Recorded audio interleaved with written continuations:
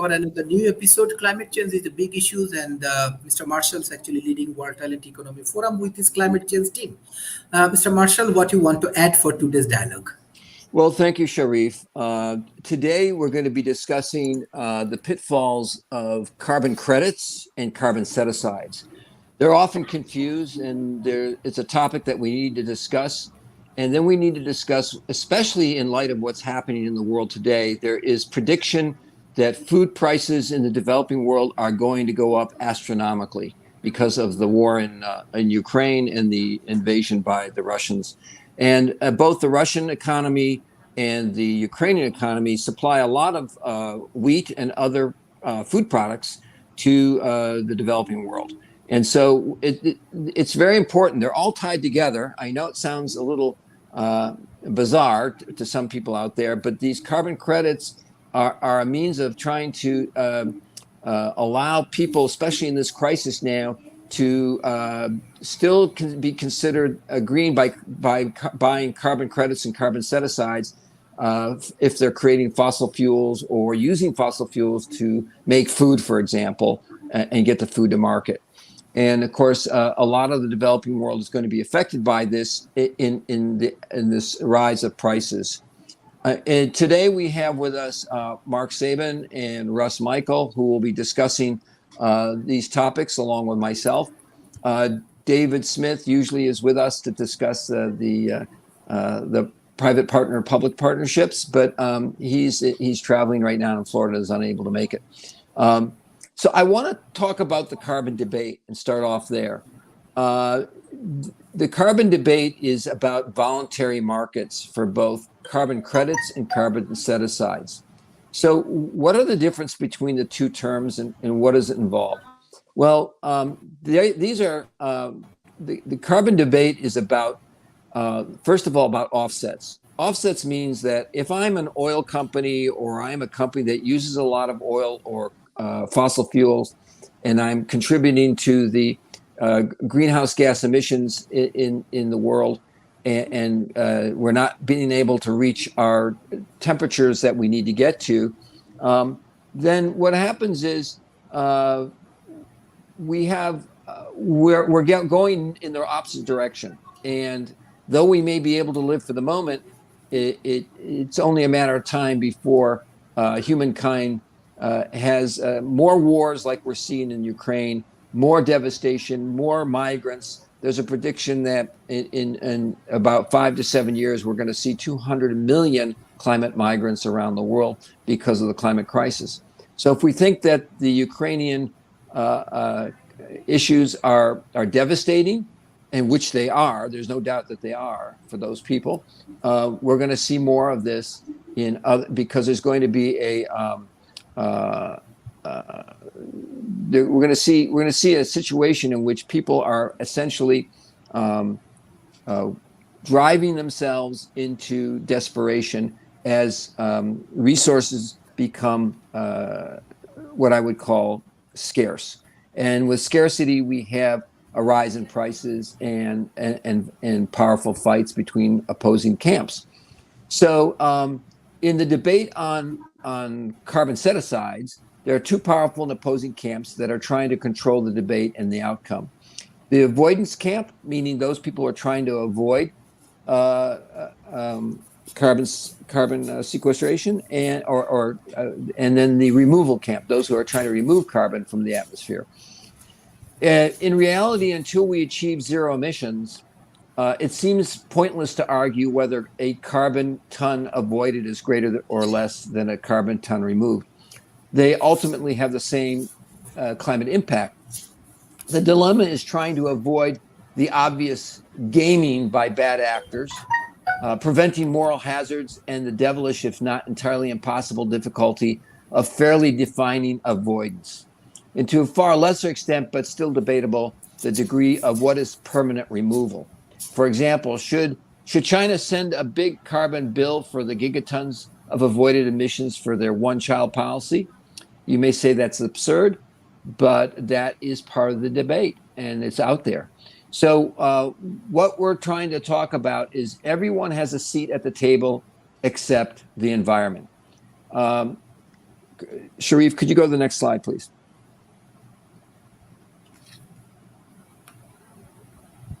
Thank you. So right now, the topic today is basically what we're looking at today is carbon credits, the climate crisis, what are carbon credits really worth, and global opportunities for carbon sequestration. And that's where we see the opportunity for the developing world to become a source of their own food supply by being able to sequester carbon and the use of materials such as elemental and char or biochar to help soil biome create more food and better food quality in the marketplace. So carbon credits and the climate crisis, that's what I'm addressing right now.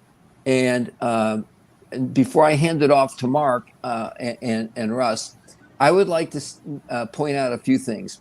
There are the carbon avoidance systems are the issues. There are markets like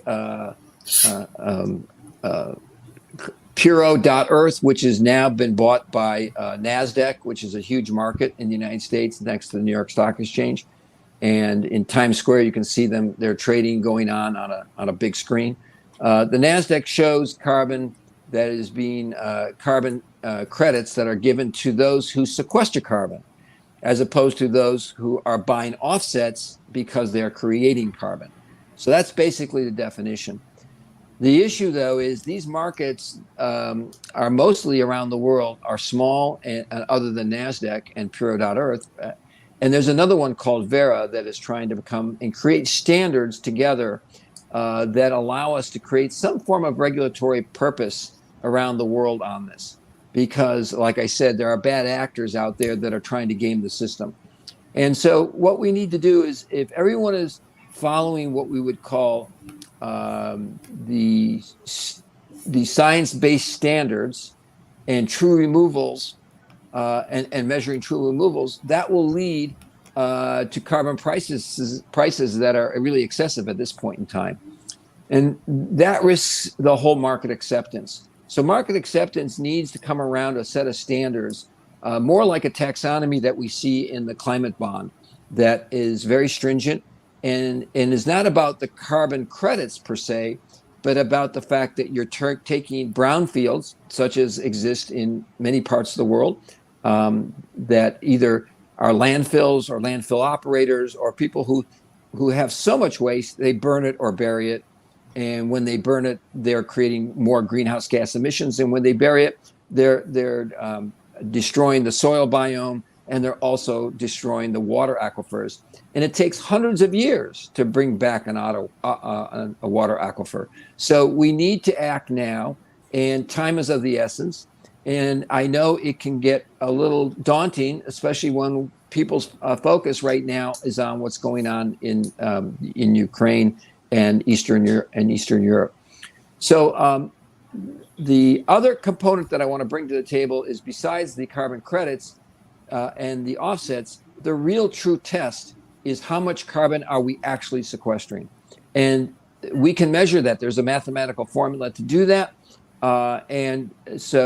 And people also often confuse two issues here in the mathematics, in the science-based standards. One is how much carbon is in biochar, for instance. You can create biochar that has an 80% carbon content, 90% carbon content. You can also create biochar that has a 20% carbon content. It depends on what the feedstock is and the modality of making it and what technology you're using to create it with. That is the big opportunity coming in the future. Scalable systems that can turn waste into various products that reduce environmental impacts and create and sequester carbon for hundreds, if not thousands of years, which it is now possible based upon science-based standards.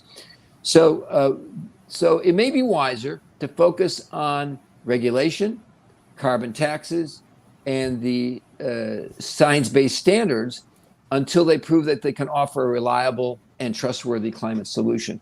And that's what our group is working on while we're trying to deploy joint ventures around the world to sequester carbon, create soil biome, create better water quality, and improve the green and reduce greenhouse gas emissions.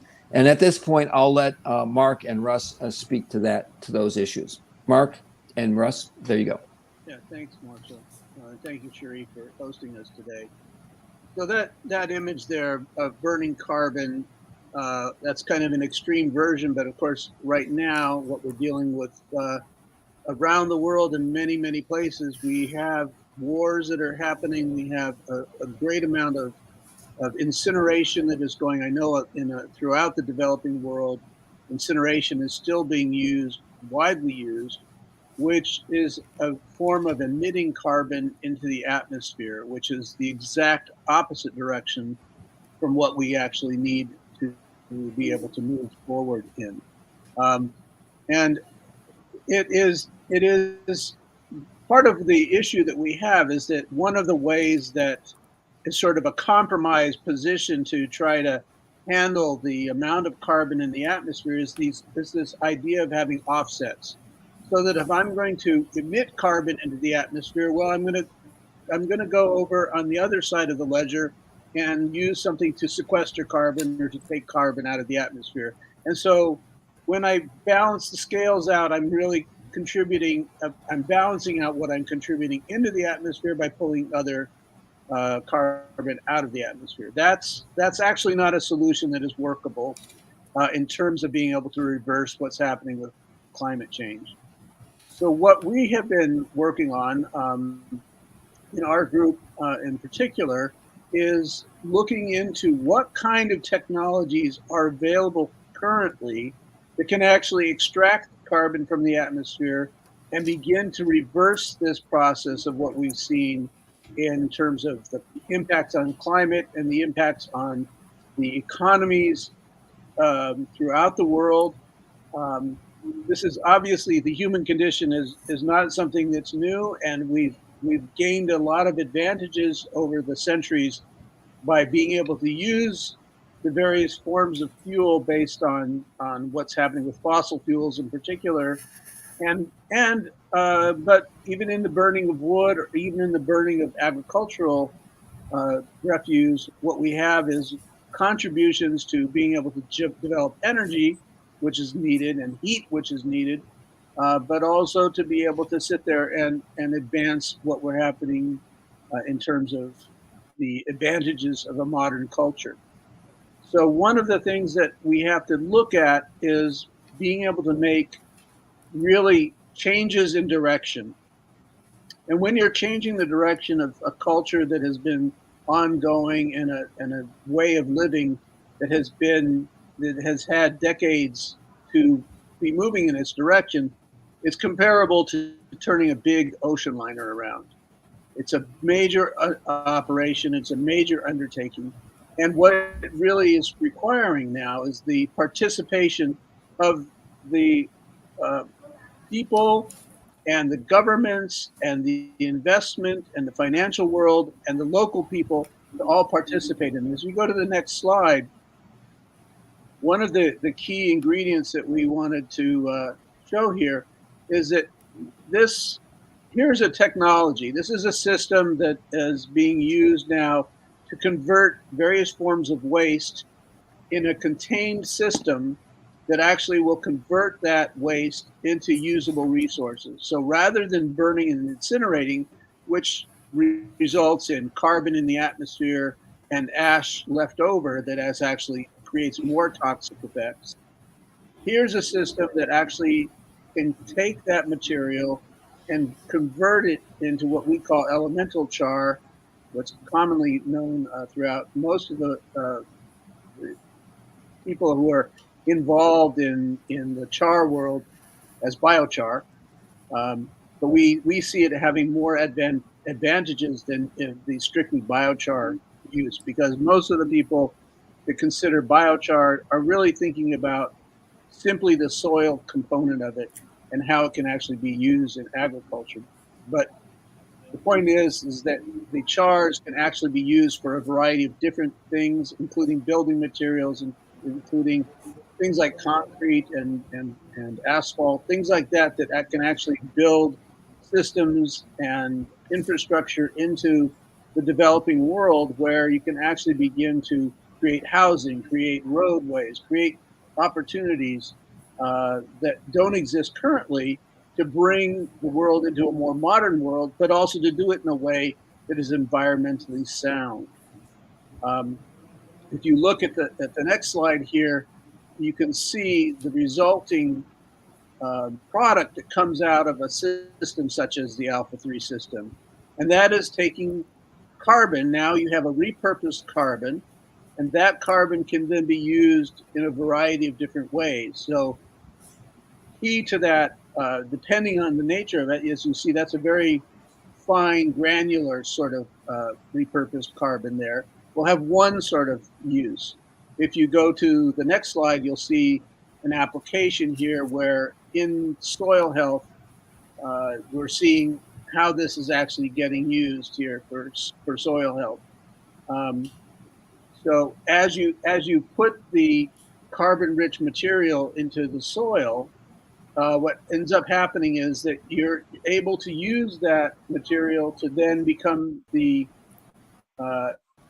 for the soil, it becomes actually the infrastructure to contain the minerals, to hold water, and to actually grow the biome in the earth to feed and nourish the crops. So that becomes a really, really critical component to it. Now, one of the other things that happens with these production of char, if you're using a woody biomass, which is a very high carbon kind of content, that actually can be used for a variety of different purposes. And in particular, in the filtration world, where you're talking about water, that is something that's actually going to be able to transform what's happening to the water. So I'd like to ask Rusk if he would join the conversation and just give us an insight into how the carbon actually is going to be useful in being able to turn the situation around with water. Sure. Thank you, Mark. And thank you, Sharif. Water, again, is without water, there is no life. And out of all the water we have, 1% is usable. And out of that 1% that we get to use to sustain life, only 11% is used for drinking. So what do we do? How do we deal with this?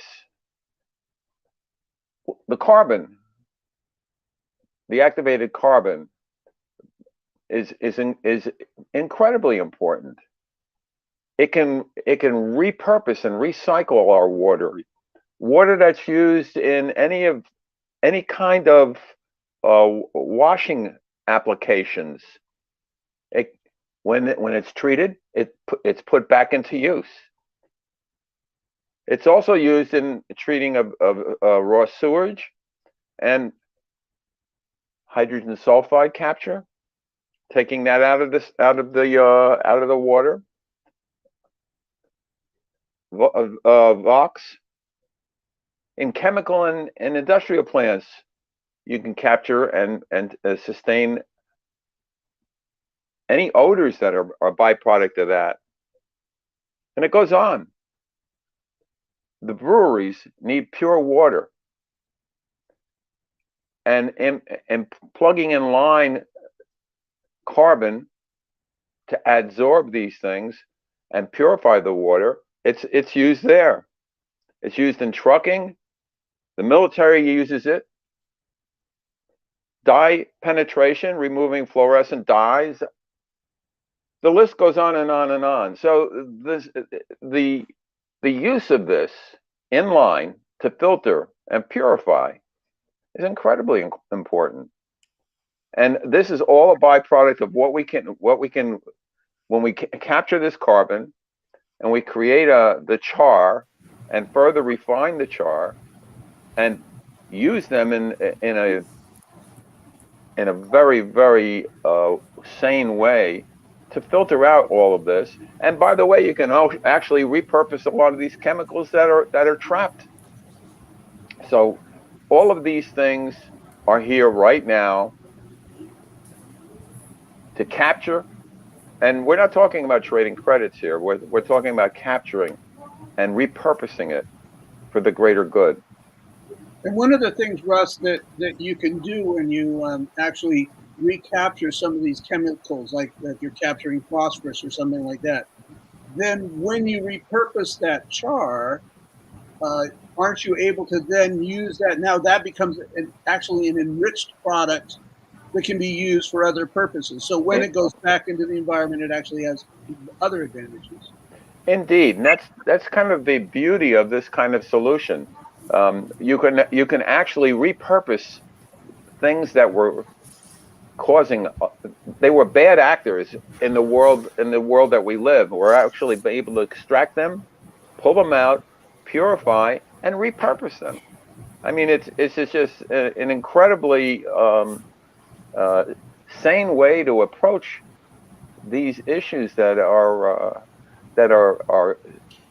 so much have so much impact on the world at large, especially the third world. I mean, up in Burlington, Vermont, PFAS. Their water supply is being impacted right there, and that's from all of these foams that they use to control when a plane crashes, and it comes from other things. Once they're created and they get involved and it penetrate into the groundwater, then what do? How do you get them out? Well, the simple answer is plug in carbon filtration, adsorb it, repurpose it.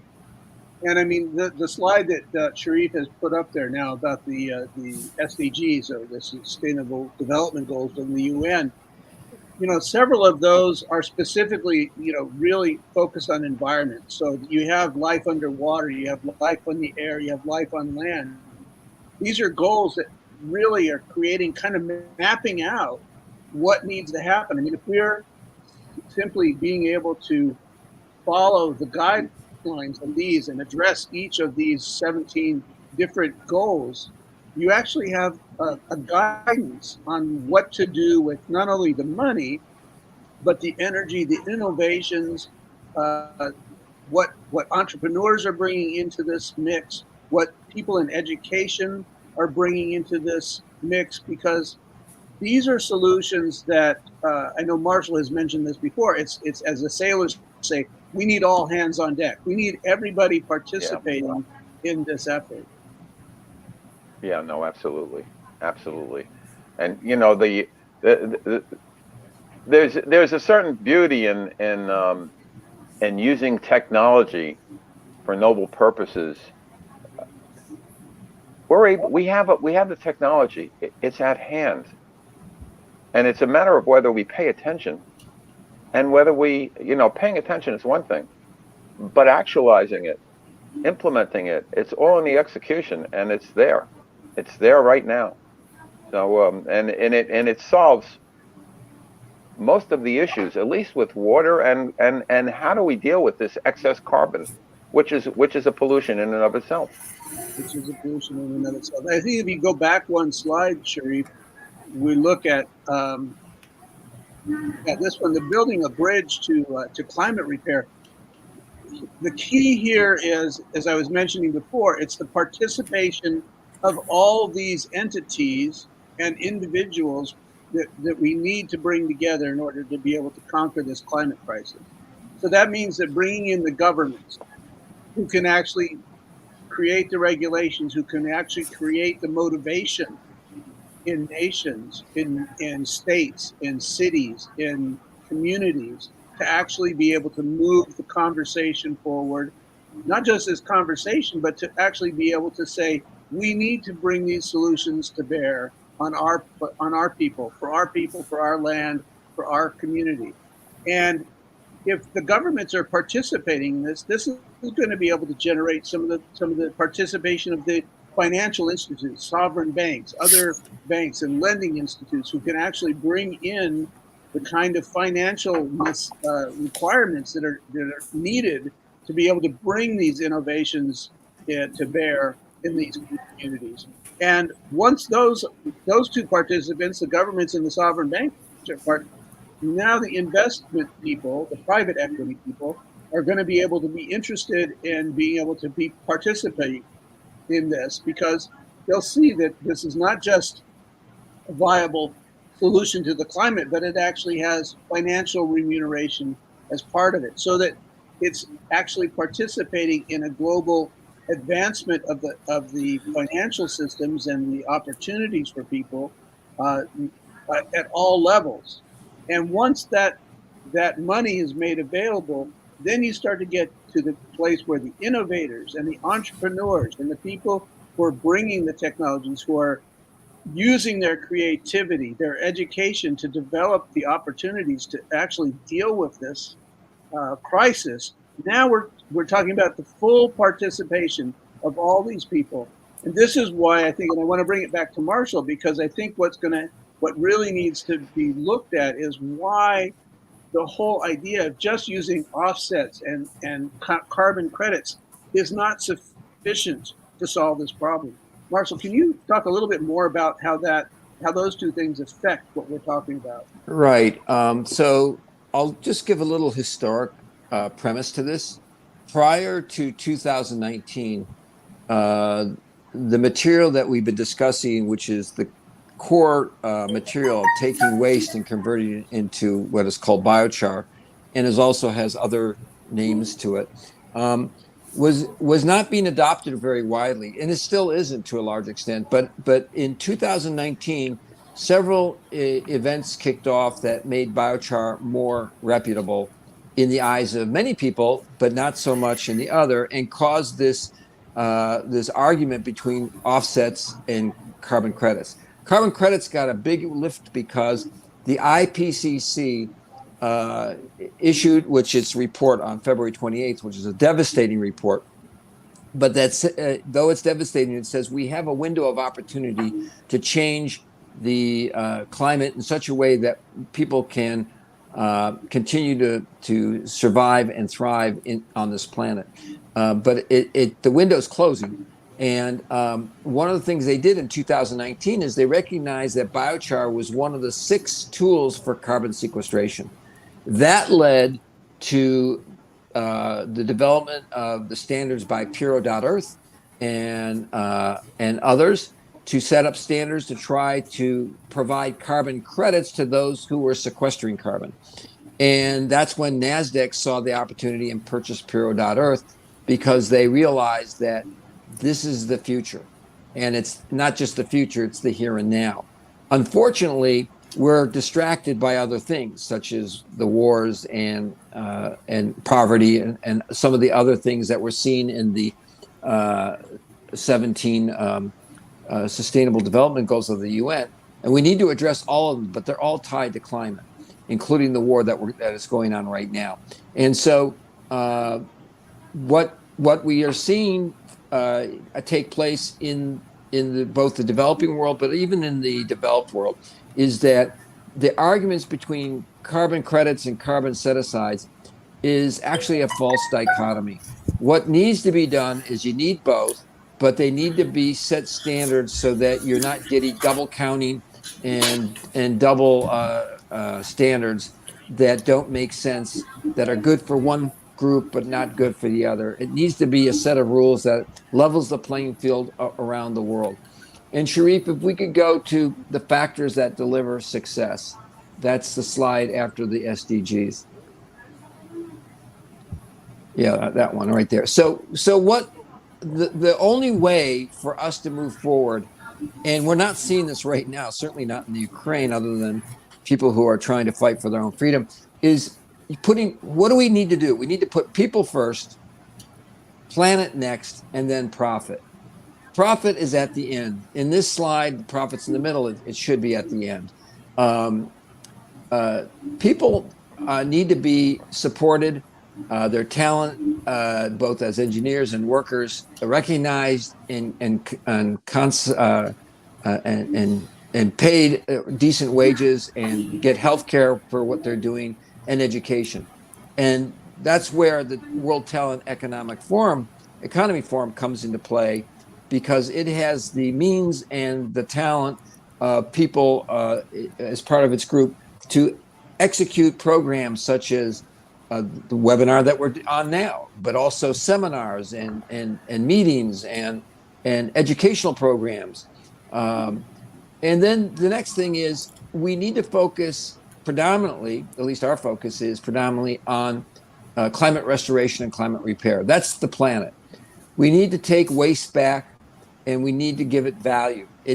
Waste is no longer waste in our minds. In our view, and we've proven this, you could take waste and convert it to products that have value and that allow people to improve their quality of life and reduce carbon in the atmosphere and use carbon in a way, as Russ pointed out, as a filtration media for water and also, as Mark pointed out, to use in the soil for greenhouse for soil amendments that can actually increase plantings and crop outcomes that is going to be needed, especially after what's going on in the Ukraine and Russia.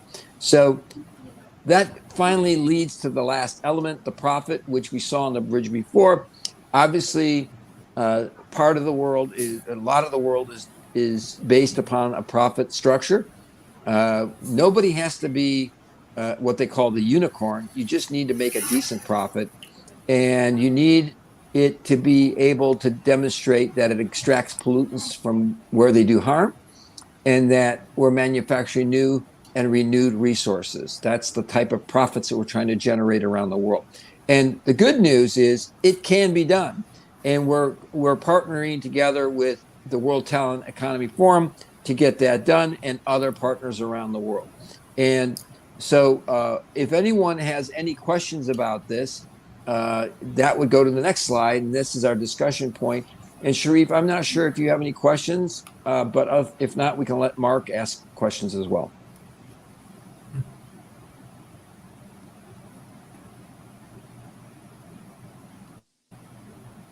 Okay. So Mark, Sharif, yeah. Are you there? Okay. Yeah. Okay. One specific thing I just want to go, because long time we do discuss this topic. Actually, our audience wants some new things. First, in that challenging moment, my questions to you, let's say Ukraine and Russia, they have war in Europe. Even your technology comes from Europe. What will be the global scenario, especially what we are talking about sustainable development goal, global peace also very important. What will be the global business picture? What do you think? Well, Mr. Marshall? that's an excellent question, Sharif. The global outlook from our perspective is that it needs to be a global outcome because one area of the planet affects the other. Right now, our perception is that our technology will spread and be developed in different sizes and different applications around the world. Because we're funding this not through governments per se, but we're funding it through a climate bond that comes from the EU, who's now probably accelerating their mission to create a circular economy because of what's going on in Europe and their dependence on fossil fuels. They need to accelerate that. But it's also going to apply to the developing world as well, Sharif. So if we're talking about India, they need clean water. They need to recycle. They need to lower their greenhouse gas emissions from the burning of their rice husks. All that can be done and funded through climate bonds. And so the first world investors and other world investors will put their money there, and they will know that we're not what's called greenwashing, which is a form of cheating or lying that other people do. And that's one of the problems that are currently underway with these climate set-asides, these carbon set-asides and carbon credits, is that there's no one true standard. And if we had a standard, that would help in that regard. But with regard to the overall global application of what we're doing, it will diffuse, and diffuse meaning that it will spread and the development will be local at the local level.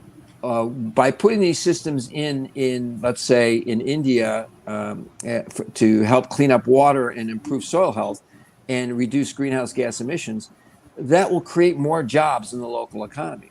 And as it creates more jobs, it will create educational opportunities that we believe that the World economy forum can deliver. And we also believe that it will also enhance the health of people in those areas. I mean, right now, the number of children that are suffering from asthma, a lot of that is caused by greenhouse gas emissions. The greenhouse gas emissions are so small, they're so minute, they're nanoparticles. And once they get into a child's lungs, they stay there for almost their entire lives, and it transforms their immunity system. So we need to work on this at the local level, but we need to get it financed, obviously. And there is money out there that allows us to do that. And that's why we're reaching out through these joint venture approach to bring that capital to bear, bring the technology to bear, meet their requirements, and then diffuse both the technology and the applications of those technologies at the local level in each country that is affected. And almost all countries are affected, including the first world. One of the things, Sharif, in answer to the question, I mean, we're specifically focused here on the issue of carbon and the issues of waste and the issues of greenhouse emissions and climate change. So that's a specific area that needs to be addressed in the world economy. But there are other areas, and there are other areas that need to be developed as well.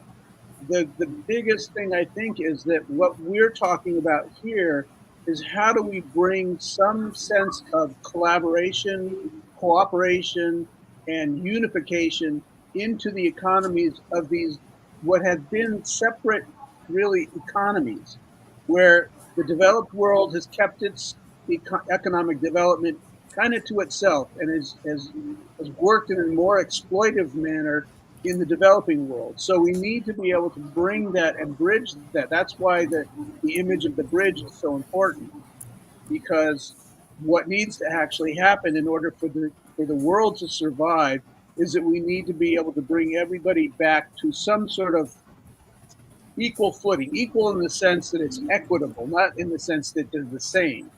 Because within this part of the thing that we need to be able to protect, and I think this part of the reason for the Sustainable Development Goals, is that we need to protect the diversity of culture, the diversity of people, the diversity of beliefs and politics. All these things need to be able to work in a cooperative manner in order to be able to advance what's happening on the planet. In terms of the specifics of what we're having in this conversation, or the conversations we've had over the last few weeks, is that we're focusing here in a particular area of need that the world is facing, the need to be able to handle waste and to see that it's actually it's a more complete solution to a serious problem, because it begins to take things out of an area where we're discarding them and now bringing them back into the issue of resources. So that's why this discussion does circle around these particular events, but it's an example of something that is a broader picture that I think that you're asking about in terms of the broader question about how does this affect global economy. One thing, example, there is a huge concept, huge actually complaint from developing world, because according to the commitment, developed countries, naturally they do not invest in developing countries. Even the COP26, there is a big argument regarding this point. In that situation, you are discussing about this success, how you want to uh, like from our audience, they want to know that if there's some visible success uh, for your company, or visible success you get for the developing world, or actually the whole world is 152 countries, they are actually developing worlds.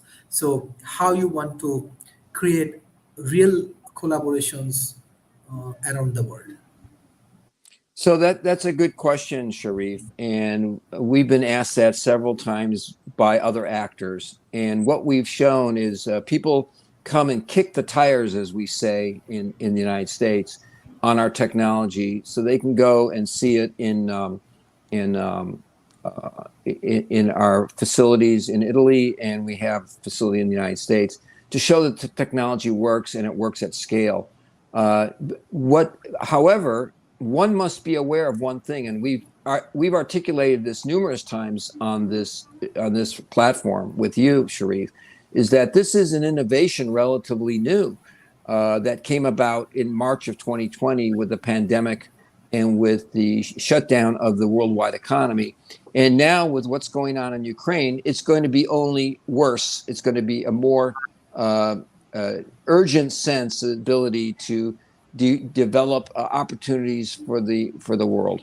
And one of the reasons that it's a new innovation, though biochar has been around for a long time, it was never early adopted because no one had the technology to be able to deploy it at the scale that we can. And the only way that this can be done is through an infrastructure lift. In other words, it's like having a country build bridges and roads. Nobody's going to do that with a small contribution from one company. That has to be done at an infrastructure lift, and that's what we're talking about here. And that is our commitment to move that forward through this triple bottom line process of people first, planet next, and then profits last. And if people out there are skeptical, that's entirely genuine. But we don't have time for that. We can't address the laggards on the adoption curve. We have to address the innovators and the early adopters. And in the developing world, we need to find those innovators and early adopters now, because if we don't, then the developing world is going to be in big, big trouble. We're already seeing it with what's happening in India with the rice burnings and the rice hulls and the water pollution that's going on there. If we have this capability to do that, why not do it? My question to the skeptics is, if you're skeptical, what do you have to lose by trying it? Nothing, in my opinion. So if there's a risk, I think the risk is not towards us. I think the risk is actually towards those who won't do it, because the science is there. The climate crisis is there now, and it's coming. It's already here. We're seeing it in grave places in the developing world as well as the developed world. So, I mean, California and British Columbia on the west coast of the United States had devastating fires that they haven't seen in hundreds of years. And people say, oh, it's the weather. Oh, it's the electricity that sparked the fire. But what caused the fires there was not the electricity per se. It was the fact that the trees there had a bark beetle infestation, which came about from the climate crisis. And when trees don't have the sap in their systems to withstand fires like that, we have trees that have withstood fires for hundreds, if not thousands of years, and now they're going up in flames.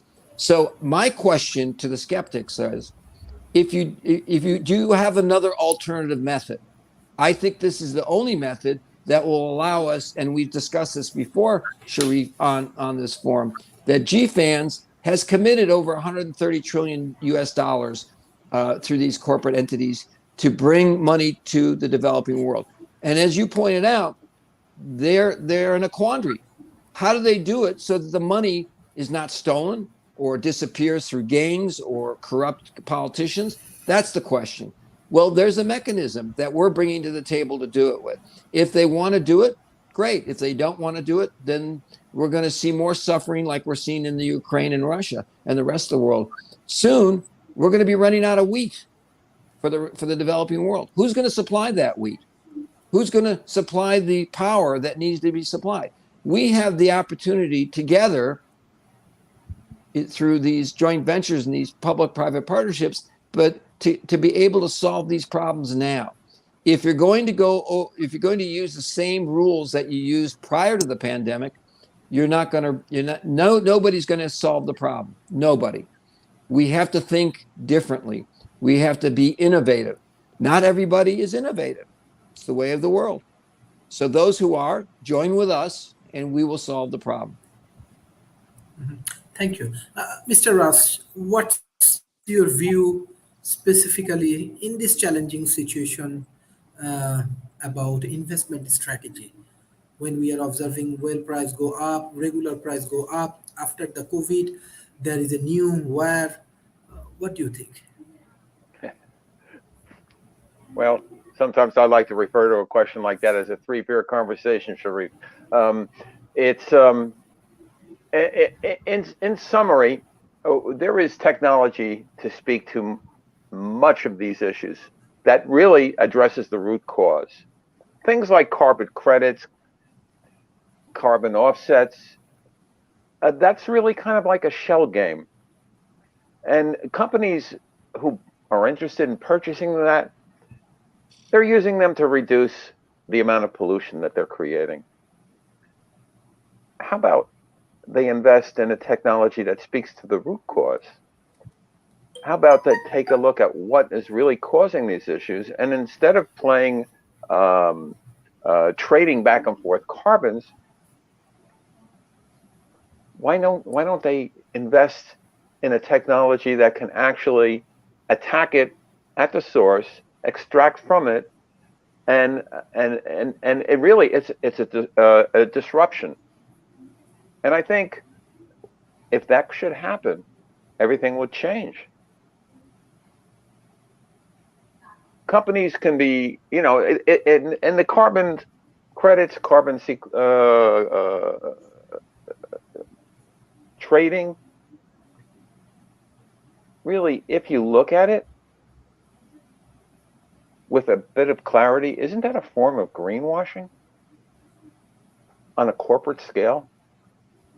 So I think if we can get the message out there and attack it at the root cause and extract from the cycle of water.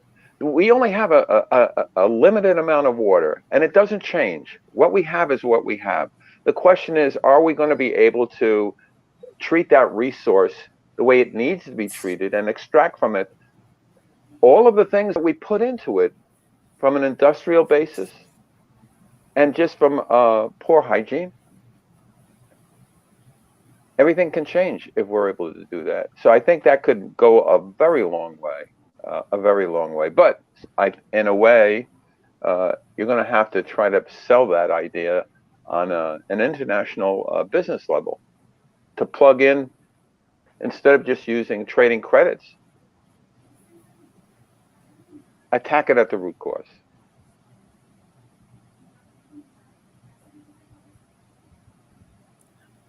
Okay, that's great. Mr. Marshall, what's your concluding remarks for today? Well, my concluding remarks are that we need to form these joint ventures and allow these climate bonds to come to fruition so that we can build, deploy, and train people at the local level in the developing world to not only recycle the water, as Russ pointed out, and improve the soil health so that we can plant even more resilient and robust crops to feed the world, that we can do it locally. And the local people can be self-reliant. I think my concluding remarks are on this is, though the original topic, as we described in the opening slide, was the pitfalls of carbon credits. Instead of focusing on the pitfalls, my resounding comments at the end are really, we need to focus on what is doable and what is possible. And Russ pointed out, we can deploy these systems in the developing world at local levels and address the 17 sustainability development goals, which will lower poverty, which will increase diversity among people. And as Mark pointed out, cultures will be able to interact together, yet remain and keep their own identities. I think that is going to be the future for us if we move now. Thank you, Mr. Mark Sabin. What's your concluding remarks for today? Well, I think in light of the question that you asked Sharif about where these opportunities are and where there may be, we've had this conversation going on now for several weeks. And the thing that really has to transpire, it seems to me, is that there's what's called a linchpin, something that has to release the effort of all the parties who are participating in this to actually take the move and to actually make the move. There are a lot of different innovations that are being developed out there. There are a lot of people who have committed themselves in every way possible trying to resolve the issues that are facing us globally. There are obviously also those individuals who are dead set against being able to solve the problems because they see this as being an interference to their way of life. What we need to be able to do is to be able to take advantage to move the conversation forward and to actually move to take action. It's very important to be able to take the initiative to bring the education out to people and to bring the conversations out to where they need to happen. The next phase, and the phase that I think is that we've been talking about here, is that we need to step into action. That the next phase is, as we have committed ourselves to this mission and to the improvement of the world, that there is an alignment now in place. And now the next phase is there are ways that this can happen, and there are ways in which the keys to unlocking these opportunities are available now. And what I would like to see next is that we can see the conversations move to the people with the authority to actually invest and make the next move possible. Thank you, Mr. Rush. What's your concluding remarks for today? Yeah, I think we are at an inflection point. Clearly, the technology is there, and the technology brings so many solutions to the table that to ignore it